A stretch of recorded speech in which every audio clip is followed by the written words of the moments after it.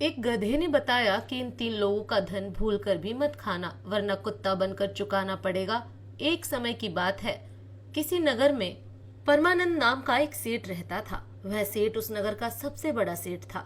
उस सेठ के पास धन की कोई कमी नहीं थी। उस सेठ के पास जो भी जरूरतमंद धन लेने के लिए आता तो वह उसे मना नहीं करता था, बल्कि वह उसे यह कहकर धन देता था कि तुम इस जन्म में लौटाओगे या अगले जन्म में।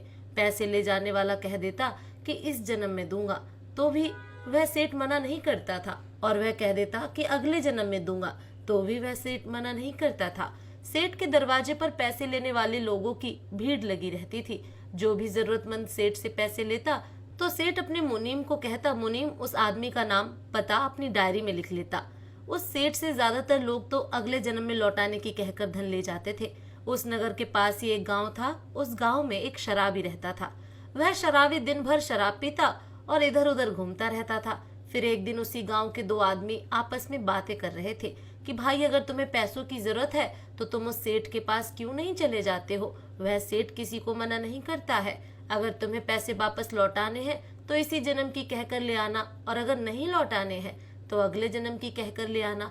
इस प्रकार वह दोनों आदमी आपस में बातें कर रहे थे, और वहीं पर वह शराबी बैठा बैठा उनकी बातें सुन रहा था। उनकी बातें सुनकर वह शराबी बड़ा खुश हो जाता है, और अगले ही दिन वह उस नगर के लिए निकल पड़ता है।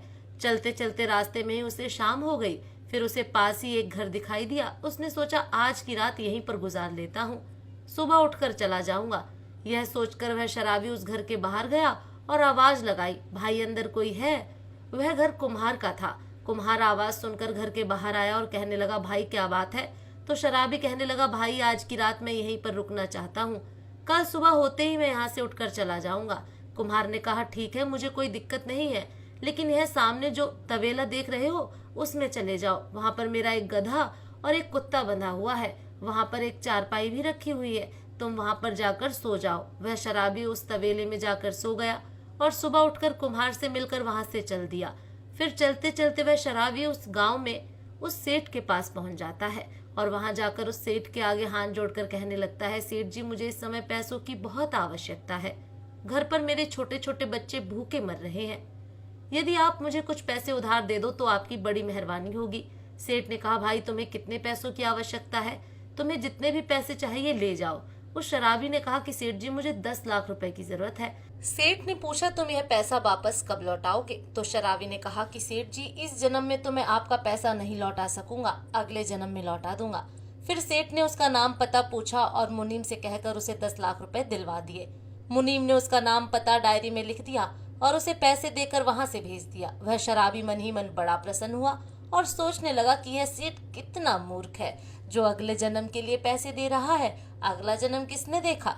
फिर वह शराबी पैसे लेकर चलता हुआ उसी कुम्हार के घर के पास पहुंचा और कुम्हार से कहने लगा, भाई आज की रात और मुझे रुकने दो, कल सुबह होते ही मैं यहाँ से चला जाऊंगा। तब कुम्हार ने कहा, भाई तुम उसी तबेले में जाकर सो जाओ जहाँ पर तुम कल सोए थे। फिर वह शराबी उस तबेले में गया और चारपाई पर सो गया, लेकिन उसे नींद नहीं आ रही थी क्योंकि उसके पास 10 लाख रुपए थे। उसने सोचा कि अगर मैं सो गया और मुझे नींद आ गई तो यह पैसे कोई चुरा कर ले जाएगा। ऐसा विचार करते करते आधी रात बीत गई, लेकिन उसे नींद नहीं आई। तभी पास में बंधा हुआ गधा और वह कुत्ता दोनों आपस में बातें करने लगते हैं।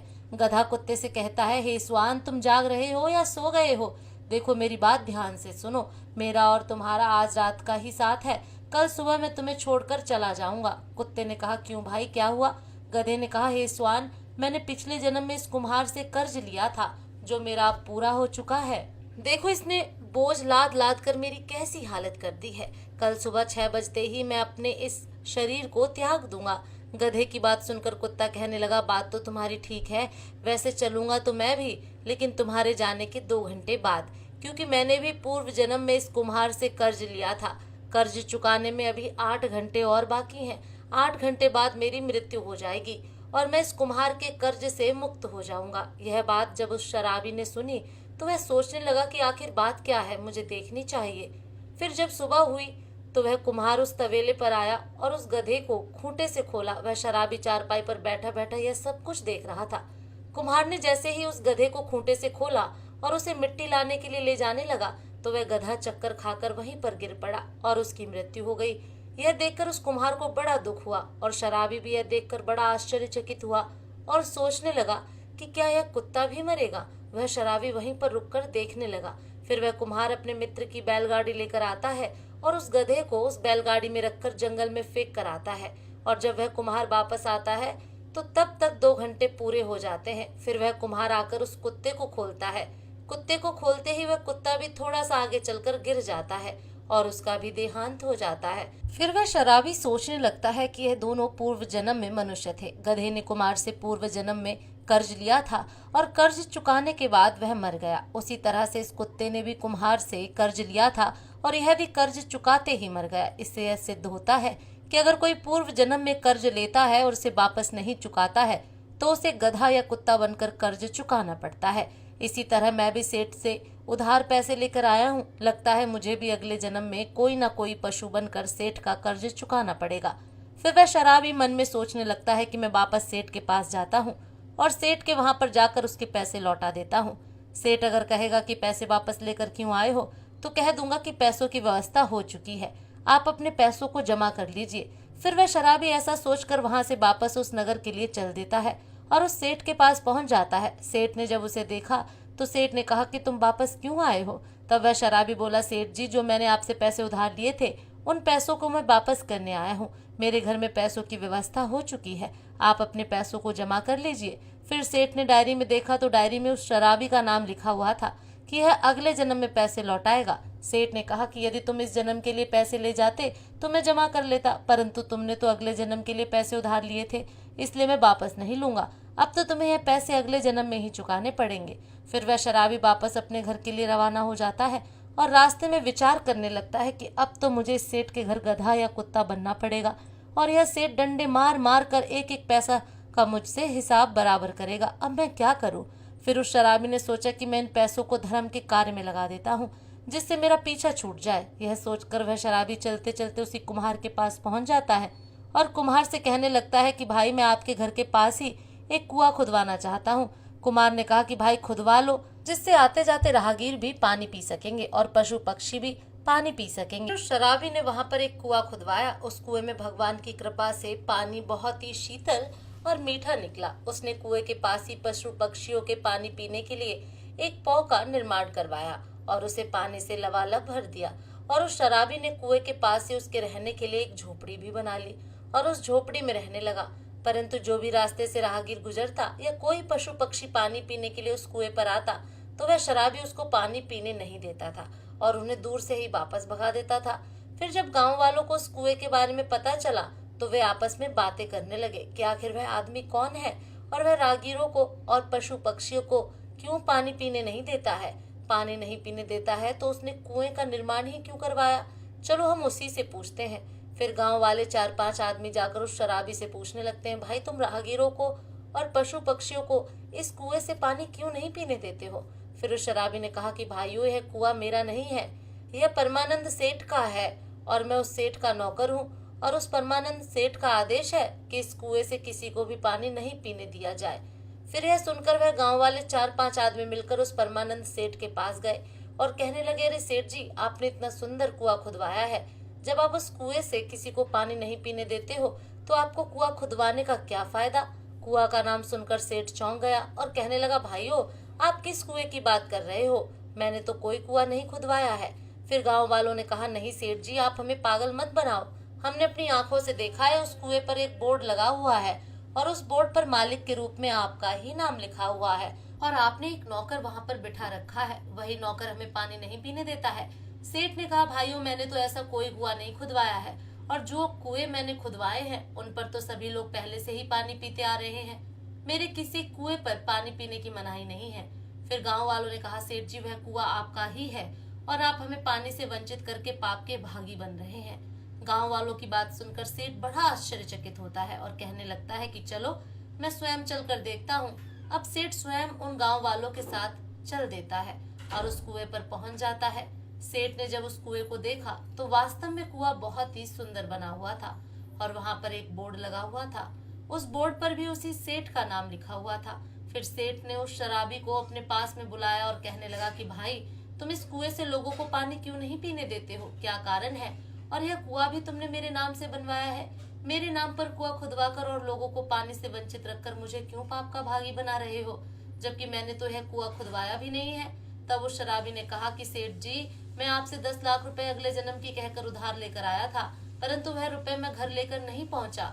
उससे पहले ही मेरी व्यवस्था हो गई और मैं उन पैसों को आपको वापस देना चाहता था, परंतु आपने ये कहते हुए मना कर दिया कि अगले जन्म के पैसों को मैं वापस नहीं लेता, वह तो अगले जन्म में ही देने पड़ेंगे। लेकिन सेठ जी, मैं उन पैसों को इसी जन्म में देना चाहता था और आपने उन पैसों को लेने से मना कर दिया।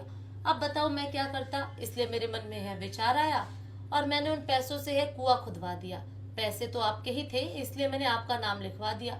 अब मैं इस कुएं से किसी को भी पानी नहीं पीने दूंगा जब तक आप उन पैसों को माफ नहीं करोगे और अपनी डायरी से मेरा नाम नहीं काटोगे।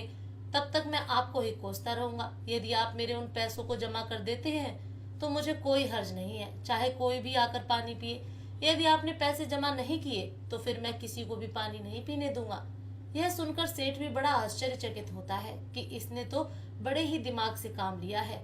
फिर गांव वाले सेठ से कहने लगे कि सेठ जी, यह बहुत ही अच्छा आदमी है, देखो इसने कितना सुंदर कुआं बनवाया है। सेठ जी, आप इसका कर्ज माफ कर दो। फिर सेठ उस शराबी से कहने लगा, देखो भाई, मैं तुम्हारे अगले जन्म के पैसों को तो माफ नहीं कर सकता। तब वह शराबी कहने लगा, कोई बात नहीं, मत करो माफ, मैं किसी को पानी नहीं पीने दूंगा और इस पाप के भागीदार जिंदगी भर आप बनोगे। अब आप ही सोच लो कि आपके नाम से कितना अपराध होगा। फिर सेठ को वह बात समझ में आ जाती है कि मेरे पैसे हैं और मेरे नाम का ही लोग दुरुपयोग करेंगे और मैं नरक का भागीदार बनूंगा। सेठ कहने लगा, कोई बात नहीं है, मैं तुम्हारे पैसों को अभी जाकर जमा कराता हूँ, परंतु तुम इन गांव वालों को पानी पीने दो और पशु पक्षियों को भी पानी पीने दो। आज के बाद से तुम किसी भी राहगीर और पशु पक्षियों को यहाँ से नहीं भगाओगे। इस प्रकार सेठ ने उस शराबी के पैसों को जमा कर दिया और उसकी डायरी से उसका नाम भी काट दिया। फिर वह शराबी बहुत प्रसन्न होता है और अपने घर चला जाता है। उस दिन के बाद से उस शराबी ने ना तो शराब पी और ना किसी के साथ कोई बेईमानी की। उसके अंदर ब्रह्म ज्ञान जागृत हो गया। अगर हम किसी का एक पैसा भी मुफ्त का खाते हैं तो वह हमें किसी न किसी रूप में चुकाना ही पड़ता है। अगर हम किसी के साथ धन की बेईमानी करते हैं तो याद रखना, उस धन का हमें तो पता नहीं कि उसने कैसे कमाया था। यदि उसने वह धन धर्म के रास्ते पर चलकर कमाया है तो उस पाप का भागीदार उस धन को खाने वाला बनेगा। बेईमानी का धन खाने वाला दूसरों के पाप को भी अपने ऊपर ले लेता है और उस धन को कई गुना ज्यादा करके किसी न किसी रूप में उसे चुकाना ही पड़ता है। यदि आप भी यह सोचकर बैठ जाए कि हमें इसका पैसा नहीं देना है, तो यह बात निश्चित मान लेना कि जिसका पैसा आप खा रहे हैं या खाया है तो उसके यहाँ आपको गधा बनना पड़ेगा या कुत्ता बनना पड़ेगा और उस धन को चुकाना पड़ेगा। कहने का तात्पर्य किसी न किसी रूप में उसका वह पैसा चुकाना ही पड़ेगा। ईश्वर की अदालत में कोई गलती नहीं होती है, ना तो वहाँ कोई रिश्वत चलती है, ना किसी की सिफारिश चलती है और वहाँ पर कभी कोई गलती भी नहीं होती है। जो अपराधी होता है उसे उसके कर्मों का दंड मिलता है। इसलिए आपसे निवेदन है कि किसी का एक पैसा भी मत खाना। हो सके तो तुम्हारे पैसे भले ही कोई और खा जाए, आप सिर्फ ईमानदारी से रहिए। यदि आपने किसी के पैसे खाए हैं, नियत खोटी की है, तो यह पक्का मान लेना कि आपको उसके पैसे चुकाने पड़ेंगे, वह भी ब्याज सहित। याद रखना, अपने जीवन में इन 3 लोगों का पैसा भूल कर भी मत खाना। पहला, ठगी, बेईमानी और चोरी का पैसा कभी मत खाना। दूसरा, किसी देव स्थान या मंदिर पर चढ़ा हुआ पैसा भी कभी मत खाना। तीसरा, रिश्वत का पैसा भी कभी मत खाना। जो मनुष्य इन 3 स्थानों का पैसा खाता है उसका पतन हो जाता है। हर हर महादेव। ओम नमः शिवाय।